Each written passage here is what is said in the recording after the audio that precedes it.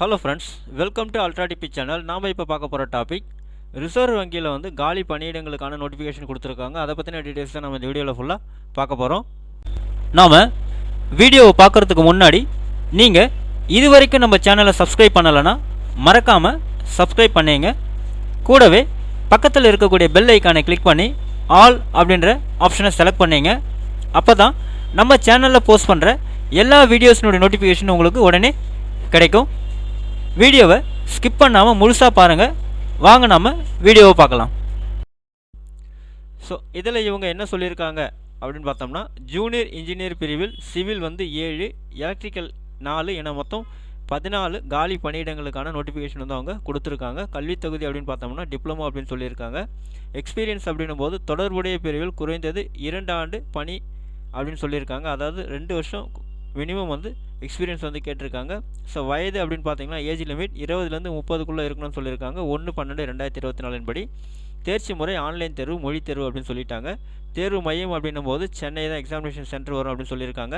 விண்ணப்பிக்க முறை ஆன்லைனில் தான் நீங்கள் விண்ணப்பிக்கணும். விண்ணப்ப கட்டணம் அப்படின்னு பார்த்தோம்னா 450 ரூபா அப்படின்னு சொல்லியிருக்காங்க. ஆனால் எஸ்சி எஸ்டி பிரிவினருக்கு வந்து கட்டணம் இல்லை அப்படின்னு வந்து சொல்லியிருக்காங்க.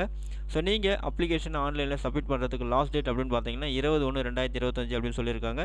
மேலும் விவரங்களுக்கு opportunities.rbi.org.in அப்படின்ற வெப்சைட்டில் போய்ட்டு நீங்கள் தெரிஞ்சுக்கலாம் அப்படின்னு சொல்லியிருக்காங்க.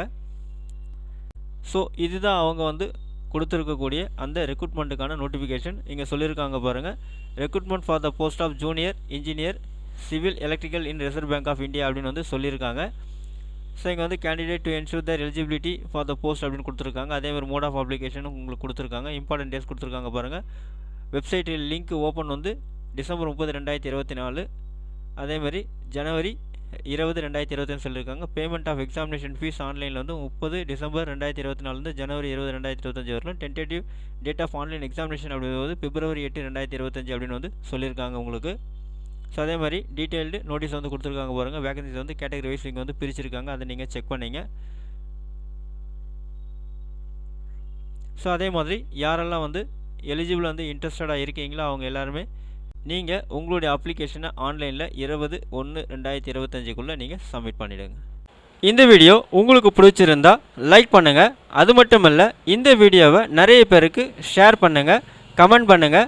மறக்காமல் நம்ம சேனலை சப்ஸ்கிரைப் பண்ணிங்க. மீண்டும் ஒரு நல்ல வீடியோவில் சந்திப்போம். நன்றி, வணக்கம்.